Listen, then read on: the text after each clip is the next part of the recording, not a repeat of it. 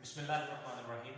अस्सलाम वालेकुम स्टूडेंट्स, मैं हूं असदुल्ला मसूद, पंजाब कॉलेज शाहजहाँ से आपका फिज़िक्स टीचर। और उम्मीद करता हूं कि आप सारे बच्चे खैरियत से होंगे और आप इस ऑनलाइन स्टडी में कोविड के पीरियड में अपनी स्टडी जो है वो प्रॉपर ध्यान के साथ और प्रॉपर वे में कर रहे होंगे। और हम लोग चैप्टर नंबर 3 पढ़ रहे थे और अकॉर्डिंग टू स्मार्ट सिलेबस हमारा जो आज का टॉपिक है बहुत इंपॉर्टेंट टॉपिक है।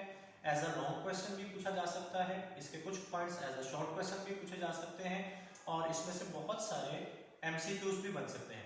टॉपिक का नाम है प्रोजेक्टाइल मोशन।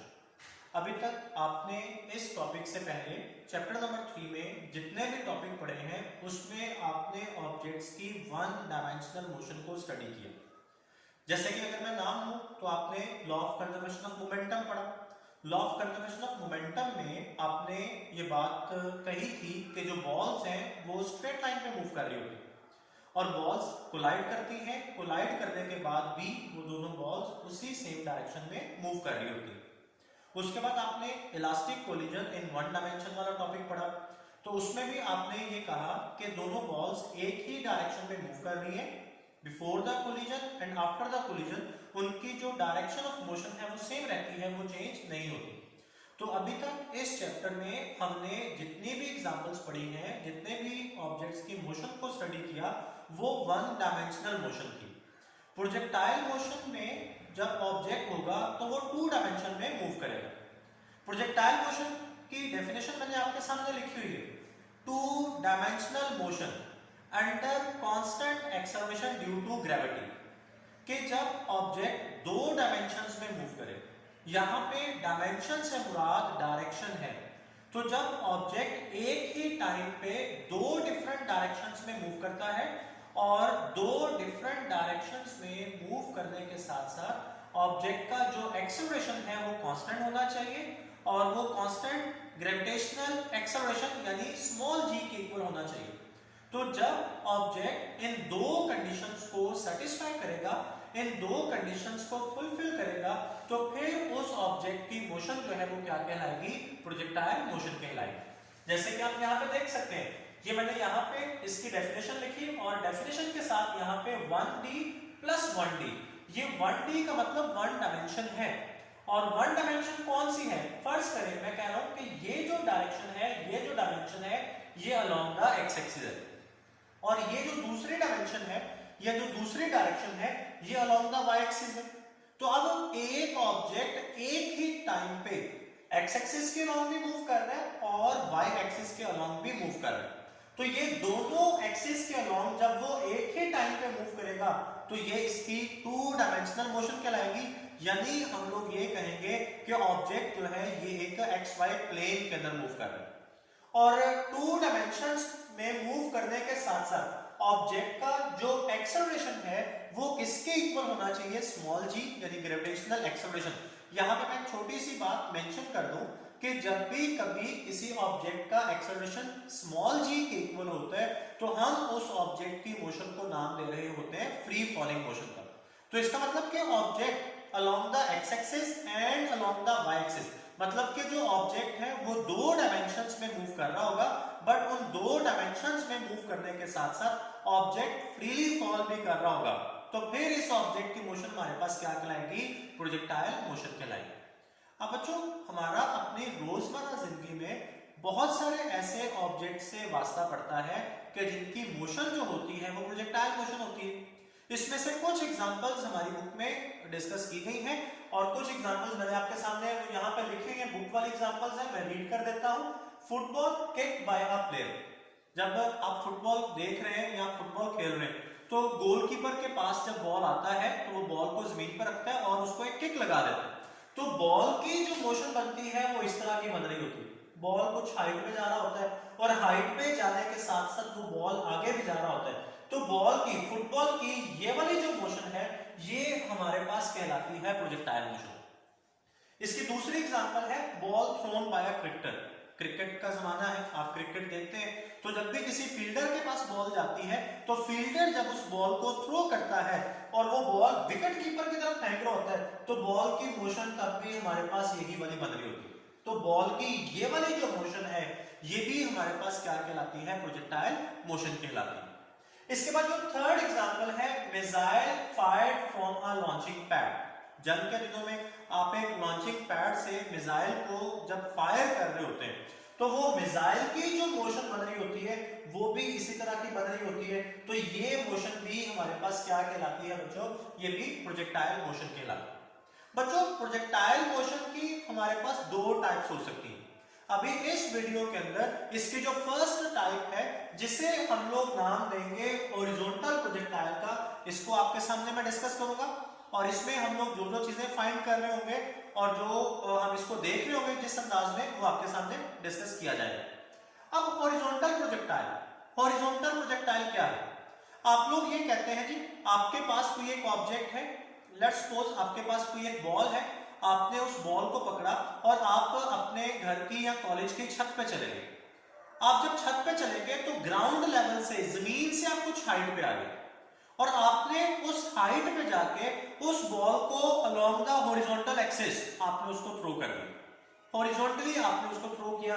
ये आपको डायग्राम बनी नजर आ रही है, ये मैंने बॉल बनाई है और इस बॉल को along the horizontal axis throw किया गया।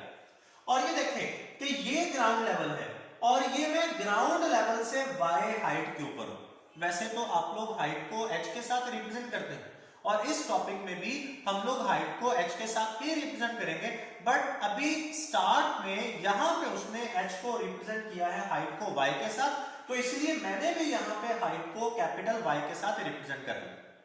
आप लोग क्या करते हैं जी, आप कुछ हाइट पे गए और ये हाइट y है और यहां पे जाके आपने इस बॉल को हॉरिजॉन्टल डायरेक्शन में थ्रो कर दिया। तो यहां पे ये बात याद रखिएगा, जब आपने उस बॉल को हॉरिजॉन्टली थ्रो किया, अलोंग द हॉरिजॉन्टल एक्सिस आपने उसको थ्रो किया, तो उसकी इनिशियली उसकी सारी की सारी वेलोसिटी जो है वो हॉरिजॉन्टल वेलोसिटी है। उसकी जो वर्टिकल वेलोसिटी होगी स्टार्टिंग पॉइंट पे, उसकी जो वर्टिकल वेलोसिटी होगी वो 0 होगी। अब यहां पे एक बहुत इंपॉर्टेंट पॉइंट, आपने जब उसको along the horizontal axis throw किया तो सबसे पहली चीज जो आपने सपोज करनी है कि आपने एयर फ्रिक्शन को इग्नोर कर देना। आप इस बॉल को ये चीज सपोज करते हुए हॉरिजॉन्टली थ्रो कर रहे होते हैं कि वहां पे कोई एयर फ्रिक्शन मौजूद नहीं। तो बच्चों जैसे ही वो बॉल आपके हाथ से निकलेगी अलोंग द हॉरिजॉन्टल एक्सिस, उसके ऊपर लगने वाली फोर्स 0 हो जाएगी। तो अलोंग द, क्योंकि अगर एयर फ्रिक्शन होती तो वो एयर फ्रिक्शन बॉल की हॉरिजॉन्टल डायरेक्शन में मोशन को अपोज करती और वो एयर फ्रिक्शन बॉल की मोशन को अपोज करते हुए बॉल को रोकने की कोशिश करती। बट आपने तो सबसे पहले ये बात कह दी कि जी आपने एयर फ्रिक्शन को इग्नोर कर दिया। तो बच्चों जब आपने एयर फ्रिक्शन को इग्नोर कर दिया तो इसका मतलब कि हॉरिजॉन्टल डायरेक्शन में कोई फोर्स एक्ट नहीं करेगी। जैसे ही वो बॉल थ्रोअर के हाथ से निकलेगी उसके ऊपर अलोंग द हॉरिजॉन्टल एक्सिस लगने वाली फोर्स 0 हो जाएगी। तो मैंने यहां पे लिख दिया Fx = 0। अब Newton first law of motion ये हमें कहता है कि अगर ऑब्जेक्ट के ऊपर जब तक कोई फोर्स नहीं लगती तो ऑब्जेक्ट अपनी स्टेट को चेंज नहीं कर सकता। तो आपने जब इस फोर्स को 0 किया, ये फोर्स तब 0 हुई जब object along the horizontal axis move कर रहा था।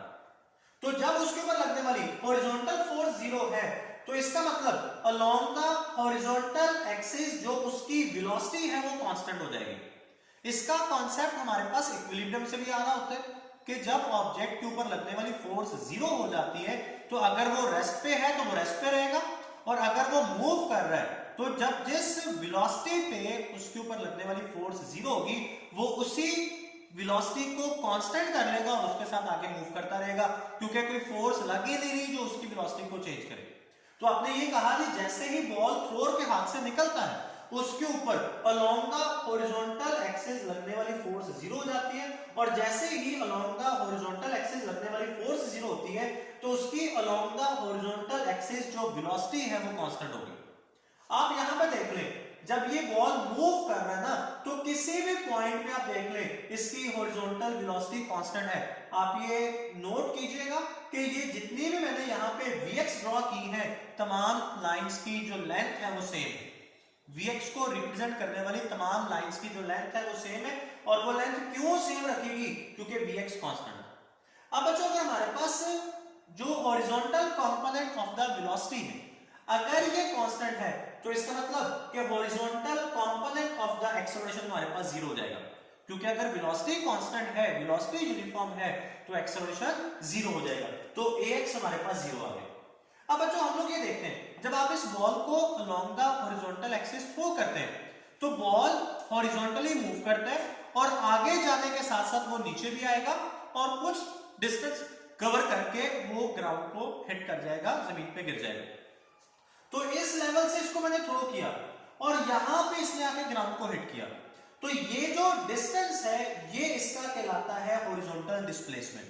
ये हॉरिजॉन्टल डिस्प्लेसमेंट को हमने रिप्रेजेंट किया बच्चों किसके साथ, कैपिटल एक्स के साथ।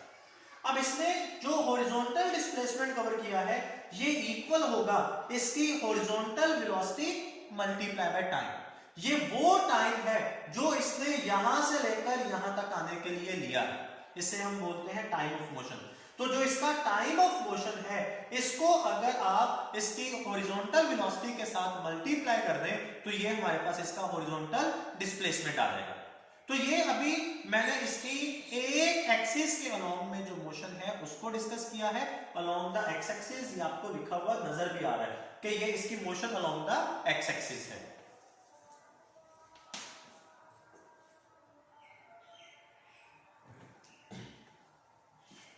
अब ये आप नोट करेंगे बेटे कि जब ये आपने बॉल को along the horizontal axis throw किया था तो इनिशियली आपने ये कहा कि उसकी सारी की सारी वेलोसिटी हॉरिजॉन्टल है।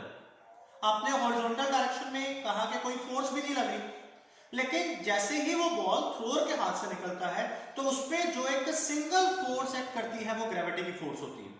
जैसे ही बॉल थोड़ा सा आगे जाता है वो ग्रेविटी की फोर्स उसके ऊपर एक्ट करती है और उस बॉल को नीचे खींचना शुरू कर देती है, जिसकी वजह से वो बॉल डाउनवर्ड डायरेक्शन में एक्सेलरेट करता है और थोड़ा सा आगे जाके जमीन के ऊपर गिर जाता है। ये जो मोशन आपको नजर आ रही है ये इसी बॉल की along the Y axis motion को डिस्कस किया गया। अब यहाँ पे क्या हो रहा है, ये यहाँ पे देखें जी, मैंने आपसे पहले भी कह दिया कि जैसे ही बॉल थ्रोअर के हाथ से निकलता है तो इसके ऊपर फौरी तौर पर ग्रेविटी की फोर्स एक्ट करती है, बट इनिशियली ये ग्रेविटी यहाँ पे जीरो है और जब ये ग्रेविटी यहाँ पे जीरो है तो अलोंग द वर्टिकल एक्सिस उसकी वेलोसिटी जो होगी वो जीरो हो जाएगी। अब मैंने यहाँ पे लिखा जी motion along vertical axis is free falling motion. अब ये क्यों फ्री फॉलिंग मोशन है? अब आपने जब उस बॉल को हॉरिजॉन्टली थ्रो किया तो उस बॉल के ऊपर सिर्फ और सिर्फ ग्रेविटी की फोर्स एक्ट करती है जो उसको नीचे खींच रही होती है। तो हम ये बात जानते हैं कि जब भी कोई ऑब्जेक्ट सिर्फ और सिर्फ ग्रेविटी की वजह से डाउनवर्ड डायरेक्शन में फॉल करता है तो ये जो ऑब्जेक्ट की मोशन होती है ये फ्री फॉलिंग मोशन कहलाती है। तो बॉल के ऊपर भी अभी आप देखें तो सिर्फ और सिर्फ ग्रेविटी की फोर्स लग रही है जो इसको डाउनवर्ड डायरेक्शन में मूव करवा रही है, जिसे हम कहते हैं कि ग्रेविटी की फोर्स इस बॉल को फॉल करवा रही है, नीचे गिरा रही है। तो इसलिए ये जो बॉल की मोशन है ये फ्री फॉलिंग मोशन। अब अगर इसके ये मोशन फ्री फॉलिंग मोशन है तो मतलब ग्रेविटी उसको डाउनवर्ड डायरेक्शन में एक्सेलरेट करवा रही है, जिसका मतलब ये बनता है कि जैसे जैसे वो बॉल नीचे आ रही होगी ग्रेविटी की वजह से उसकी स्पीड बढ़ रही होगी। तो यहां पे आप ये देख ले, स्टार्ट में उसकी इनिशियल वेलोसिटी उसका जो वर्टिकल कंपोनेंट है वो जीरो है, थोड़ा सा बॉल आगे क्या ग्रेविटी एक्ट की तो Vy हमारे पास आ गया, थोड़ा सा बॉल मजीद नीचे आया ग्रेविटी और बढ़ जाएगी तो Vy लाइन की लेंथ मजीद बढ़ गई। अब थोड़ा सा मजीद आगे है बॉल और नीचे आई ग्रेविटी और इंक्रीज की तो Vy और बढ़ गया, मजीद नीचे आए तो ग्रेविटी और बढ़ गई, बॉल एक्सेलरेट किया और Vy की लेंथ और बढ़ गई। तो आपने देखा कि जैसे जैसे बॉल आगे जाने के साथ साथ जैसे जैसे बॉल नीचे आ रही है ग्रेविटी की फोर्स उसको एक्सेलरेट करवा रही है और उसकी जो वर्टिकल वेलोसिटी है वो बढ़ रही है, वो इंक्रीज कर रही है। तो बच्चों इसका मतलब मैं कह सकता हूं कि जब आप किसी ऑब्जेक्ट को प्रोजेक्टाइल मोशन में थ्रो करेंगे तो उसकी जो वेलोसिटी का वर्टिकल कंपोनेंट है वो कांस्टेंट नहीं रहेगा, उसकी वेलोसिटी का हॉरिजॉन्टल कंपोनेंट कांस्टेंट रहेगा बट वर्टिकल कंपोनेंट कांस्टेंट नहीं रहेगा। और जब वर्टिकल कंपोनेंट कांस्टेंट नहीं रहेगा तो अलोंग द वर्टिकल एक्सिस उसका एक्सेलरेशन भी आएगा जो कि मैंने यहां पे लिखा हुआ है किसके इक्वल है, g के इक्वल। अब इसके बाद आपने कह दिया जी कि वेलोसिटी जो है इनिशियली वेलोसिटी का वर्टिकल कंपोनेंट जीरो है बट वेलोसिटी का जो वर्टिकल कंपोनेंट है उसकी फाइनल वेलोसिटी जीरो नहीं होगी। अब according to the first equation of motion Vf is equal to Vi plus AT। अब चूंकि ये वर्टिकल मोशन या फ्री फॉलिंग मोशन की बात की जा रही है तो A को रिप्लेस कर दिया जाएगा G के साथ और Vi और Vf के साथ लिखा जाएगा Y, जिसका मतलब है कि हम लोग along the vertical axis motion की बात कर रहे हैं। तो Vi Y आपने कहा जीरो है तो फिर मेरे पास Vf Y is equal to GT रह जाएगा।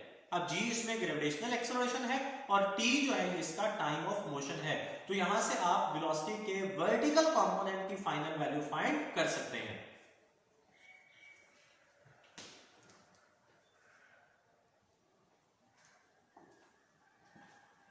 जब आपने वर्टिकल वेलोसिटी की फाइनल वैल्यू फाइंड कर ली, अब आपने बेसिकली ये हाइट फाइंड करनी है कि क्या अगर हमारे पास टाइम ऑफ मोशन हो, हमें ये पता चल जाए कि जो बॉल है उसने कितने टाइम थ्रो करने के कितने टाइम के बाद जाके ग्राउंड को हिट किया है, तो क्या हम उसकी हाइट फाइंड कर सकते हैं? तो इसके लिए आपको second equation of motion use करनी पड़ेगी।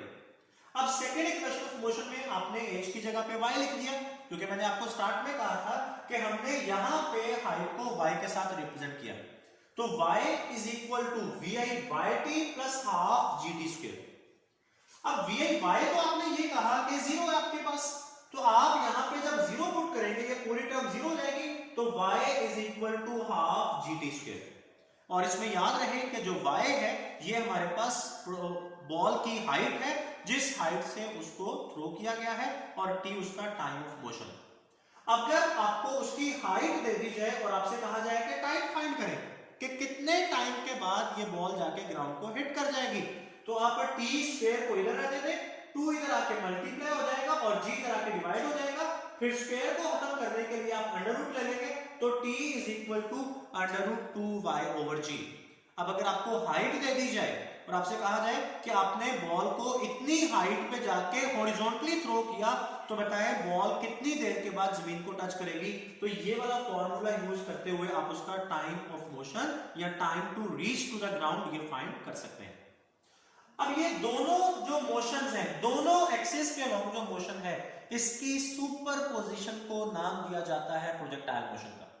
सुपरपोजिशन का मतलब होता है कि दोनों टाइप की मोशंस एक ही टाइम पे अकर करेंगी।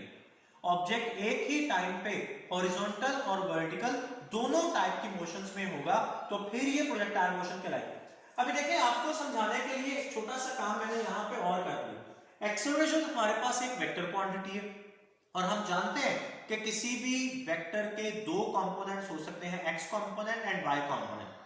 और अगर आपने उस वेक्टर का मैग्नीट्यूड फाइंड करना हो तो x कंपोनेंट का स्क्वायर प्लस y कंपोनेंट का स्क्वायर अंडर रूट। अब आपने कहा था कि ax तो जीरो है, जब बच्चों ax जीरो है तो इसकी जगह पे जीरो आ गया, और ay आपने कहा g के इक्वल है तो g का स्क्वायर, इसका स्क्वायर इसके अंडर रूट से कैंसिल हो जाएगा, तो a is equal to g। तो अब आपने देखा कि जब आप किसी भी ऑब्जेक्ट को कुछ हाइट पे जाके हॉरिजॉन्टली थ्रो करते हैं तो उस ऑब्जेक्ट की मोशन 2 डायमेंशनल मोशन होती है और उसका एक्सेलरेशन भी g के इक्वल होता है। तो इसका मतलब फिर हम लोग कह सकते हैं कि ये जो ऑब्जेक्ट की मोशन है ये प्रोजेक्टाइल मोशन है। उम्मीद है आपको ये टॉपिक समझ आ गया होगा। अल्लाह हाफिज।